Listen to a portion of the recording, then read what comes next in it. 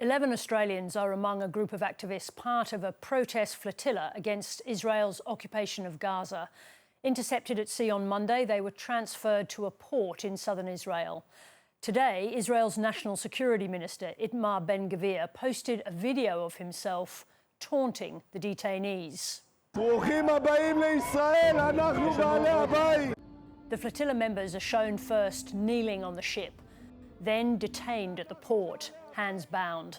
Ben-Gvir walks amongst them, whilst others are pushed and dragged by Israeli security personnel. Foreign Minister Penny Wong has condemned the clip and the treatment of the detainees. הם באו עם הרבה גאווה כגיבורים גדולים. תראי איך הם נראים עכשיו, תסתכלי. תראי איך הם נראים עכשיו. לא גיבורים ולא כלום, תומכי טרור. אני אומר לראש הממשלה נתניהו, תן לי אותם לעוד הרבה זמן. תן לנו אותם בבתי הכלא של המחבלים, ככה זה צריך להיראות. In a moment, I'll speak to the father of one of the Australian detainees. First, Israel's ambassador to Australia, Dr. Hillel Newman. I spoke to him earlier. Ambassador Newman, welcome to 7:30. Good afternoon. Thank you, Sarah. You've just had a meeting with the Department of Foreign Affairs. What happened during that meeting? They raised the issue of the flotilla and what happened with the Minister Ben-Gvir. And I might surprise your listeners by saying that there's no big gap between Israel and Australia on this, because we have condemned what Minister Ben-Gvir has done from wall to wall in Israel. The leadership of Israel has condemned what he did. It's disgraceful. That's not the approach of the government of Israel. It's not the policy of the government of Israel. It doesn't reflect the values of the state of Israel. In fact, the whole flotilla was dealt with great sensitivity. No one was hurt. The interception was done very smoothly. This humiliation, which was done by Ben-Gvir after they had already reached a safe ground, was not to be done, and it's been condemned by the leadership of Israel. You know, a country should not be measured by the actions of one politician, but by how the state reacts. Yes. Are you prepared to apologise to those people who were detained and how they were treated? The actions of Ben-Gvir himself have been condemned from wall to wall, from the leadership of the entire state of Israel. The Prime Minister of Israel, the Foreign Minister of Israel have all condemned thoroughly the actions of Ben-Gvir. But we must separate this issue from the flotilla itself. The flotilla itself must be, I think your listeners should know, that the flotilla itself is a provocation, which is unnecessary. It's trying to break a legal blockade of Gaza, which is necessary for the security of the people of Israel. There's no necessity for these flotillas. Humanitarian aid can be delivered very easily. You don't need a flotilla for that. Let's set aside the issue of humanitarian aid in Gaza for the moment while we deal with the issue at hand. Do you expect that Ben-Gvir will be fired? Well, we're going into an election process right now. In fact, yesterday, the Knesset went through the first call. That's our parliament. The Knesset went through the first call for elections. We're going to elections, so this government is dissolving as we're speaking now. We're going to elections within the next few months, and there are high probability that if other parties do not boycott Netanyahu, then he'll be able to make a new coalition without Ben-Gvir. But that will be, of course, the political process in Israel. Is that what the Prime Minister of Israel should do if he is in a position again to form a coalition and could choose Ben-Gvir? Should he rule out now that he will ever form coalition with Ben-Gvir? It's not my place to give political advice to Prime Minister Netanyahu or others. All I can say is that the intentions of Netanyahu were always to have a broad coalition, including what we call the center-left or the center-right together.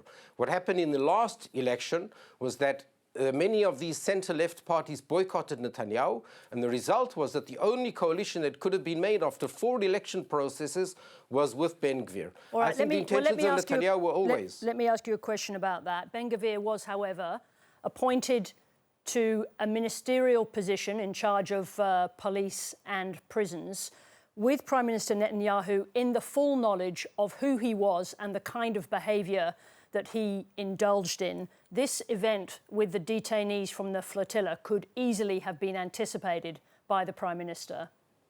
Well, this whole event could have been prevented if the people on the flotilla would have listened to the warnings. If I may interrupt, Ambassador, I'm not asking you about the flotilla. I'm asking you to reflect on the decision of Prime Minister Netanyahu. He appointed Ben-Gvir in the full knowledge of who he was, the kinds of things he had said, the incitement to racism for which he has been sanctioned.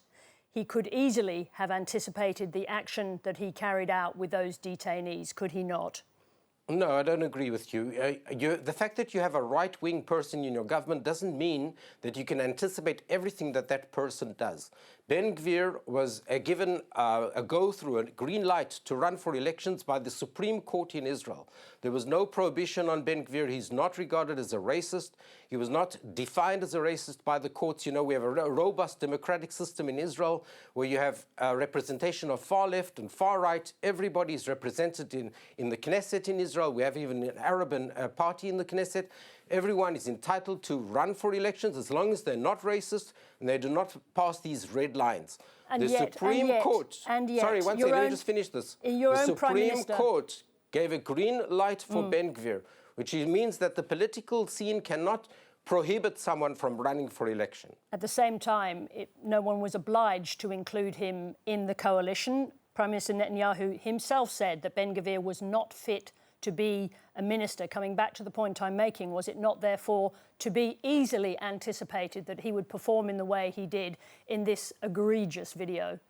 No, the fact that a person is right-wing or left-wing is not a reason to prohibit the person from running or being a minister in the government. You measure a person according to what he does, and when he does something which is intolerable or unacceptable, then you measure the government whether they respond. And in this case, we've seen a strong response from the foreign minister, from the prime minister. They've all got involved and condemned. But there is the big issue of the flotilla, and I think we should discuss this. There are 11 Australian citizens among the detainees. We saw what was done to them openly on camera. What guarantees have you given to the Australian government that they will not be further abused behind closed doors where we can't see it? No one, out of the 400 and plus people that were on the flotilla, no one was harmed. The interception itself was done with great sensitivity by the State of Israel, by our security forces. What Ben-Gvir did was not a symbol of the government of Israel. It was his act as a minister, and that was condemned entirely by the government of Israel. But you should make a distinction. Sorry, you make a distinction between the actions of the government and our security forces and between the actions of Ben-Gvir. Nonetheless, he is the minister responsible for prisons. Can you see how difficult it is for us to accept a promise that those Australian detainees will not be further mistreated before their release? There is no reason for them to be mistreated. They're actually all in process. All the 400 plus people that were on the flotilla, they're now in process in order to be deported from Israel. No one's in harm's way in any kind. There have been allegations of violence by the Israeli forces from when the flotilla was first intercepted, as well as from previous flotillas. Will those allegations be investigated? Every time there's a flotilla, there are false narratives and false accusations against the security forces of Israel. The flotilla itself is a provocation, totally unnecessary. And they try to break a blockade, which is a legal blockade, which has been authorized by UN bodies and others. The blockade is necessary in order to prevent security items, to the security of the people of Israel, so that arms are not smuggled. Now, I'd like to tell you something. Anyone who wants to give humanitarian aid can deliver humanitarian aid through the mechanisms. There are mechanisms set up, and there is no shortage of food and water. I know that you're also going to interview the father. Yes. I just want to say to the father, I sympathize with the daughter because she has been taken up, swept up by a movement that does not check the facts. The facts of the situation are that there's no shortage. Let me come back to concerns that people have, and clearly which are mirrored in the response of our Foreign Minister, concerns for the detainees, because according to statements that have been posted by an Arab legal organisation inside Israel, this is what Ben-Gvir previously said about the treatment of flotilla activists in detention in Israel. I took pride in the fact that we treat the flotilla activists as supporters of terrorism, a statement that he repeated in the video. They should feel the conditions in Kziot prison where I think I understand they're going to be detained.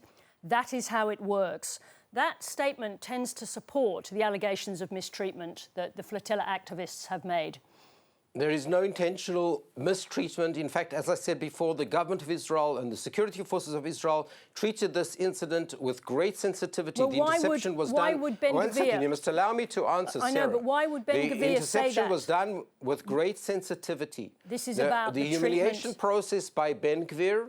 It took place after the interception, yes, but this is and about, it is condemned from wall to wall in Israel. Understood, but this is about Ben-Gvir's own statements about the harsh treatment of Flotilla activists in the past, which tends to support the allegations that have been made about violence, mistreatment, sexual humiliation. Will those allegations been no sexual humiliation be investigated? And no, I refute that completely. There's been no sexual attacks of any kind against the Flotilla people. Violence is not true. There are many accusations which are flown out there, which are thrown, which are untrue. The government of Israel, the security forces of Israel have intercepted all these flotillas with great sensitivity and careful. The fact that Ben-Gvir got involved in this flotilla is condemned from wall to wall by the leadership of the State of Israel. That does not reflect the values of the government of Israel or the activities as they are usually done. Ambassador Newman, thank you very much indeed for joining us. Thank you. In a late update, we now understand the 11 Australians are being transferred to an airport in southern Israel from where they will be deported. Neve O'Connor is one of the detainees. Chris O'Connor, her father, joins me now. Chris O'Connor, welcome. Welcome, and thank you for that news. So you haven't heard yet or been able to speak to Neve? No, that's correct. The only news we've got from the consulate was that the Israeli government would not allow the consulate officials to visit the Australians in prison yesterday. They were promised that they would be able to visit the hostages in prison today, and that was also rejected. So the consulate officials have not been able to talk to the 11 hostages. The thing that, hearing what you've just told me, is why is Israel rushing those hostages to an airport without the consulate officials being able to assess them for their physical and psychological health? Now, to be clear, I think we understand from this late reporting that's just come in that consular officials are also travelling to the airport and trying to get access to the detainees, and that they will go from. Forgive me telling you this live on air, Mr. O'Connor, but we understand that those consular officials. There will be consular officials who will travel to Istanbul, where the plane is due to travel to. But if we get any further update, of course, we will share it with you. But really, the question is, you haven't spoken to Neve now since she was on board the ship before the interception. Is that right? That is correct, yes. Do you think that the ordeal could now be over for her and for the family? No, because unlike what the Israeli ambassador told you about no harm to the hostages, I will share with you what Neve has told me. So this is Neve directly. The first time she was held hostage, she was beaten, she was subject to psychological torture, she was hospitalised in Crete. And as she said to me, the beatings were not bad compared to what happened to men of colour that she saw, and she heard the screams. And when she arrived in Turkey, she was really weighing up whether she would do the final leg to Gaza. And part of the reason was that she spoke to two people that had been raped 2 weeks ago on the prison ship, one male, one female. And we were talking to her, and she decided that she would do the final leg. And I'd really like people to listen to this. What she said to me is, I have to meet my moral standards, but more importantly, I have to show the Palestinian people a single act of kindness, that they deserve decency. And my daughter and all those, all those participants, not only are they brave because they went knowing that they could be subjected to greater physical violence than what they had in the first, but they are decent human beings. Can I just confirm, Mr. O'Connor, that you said that she had been beaten. Do you know exactly where that beating took place and who inflicted it? Yes. In her telling of the story to you? Correct. So it was on the prison ship, and it was the IOF or the IDF. She said she was kneed in the face, she was punched in the ribs, she was dragged across the outdoor area. The psychological torture she had was being in a stress position for many hours.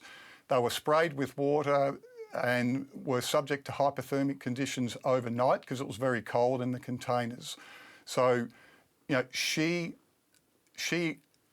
that happened to her, so that is a direct quote. And you say that she went to Crete after presumably being unloaded from the Israeli-controlled ship. Is this, if I understand the story correctly? So did she have some form of medical treatment while she was in Crete? Yeah, correct. Of the 180 hostages, 34 were put into a Cretan hospital. 3 Australians, Zach, Ethan and Neve. Ethan had been subjected to worse treatment than Neve and had a concussion, and he subsequently had to go home to Australia. Now, presumably at that moment, you must have been in a state of heightened distress. Did you want to go to Crete to see how she was, even to prevent her from travelling on with the flotilla? I wanted to go to Crete, but I would not have stopped her travelling on with the flotilla. We understand the reason, and Neve's reasons reflects, I think, the broader movement, and it's not anti-Semitic. The reasons are that they believe in freedom and equality for all people. They're anti-apartheid, anti-genocide, and they're also anti-racism. And I've been to a lot of protests, a lot of rallies, and always the message is we are against anti-Semitism, we are against Islamophobia. So it's very hard for a parent to know that your child is going into a very, very dangerous situation, but it also makes you proud. Did you ask her not to do it? No. And may I ask why not? I've always been in admiration of activists. I've always been in admiration of brave activists who place themselves in dangerous situations.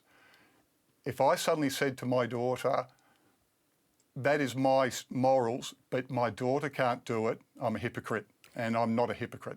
And I understand in telling that story, you're clearly contradicting the ambassador's account when he said that the interceptions were carried out with great sensitivity, no one was hurt.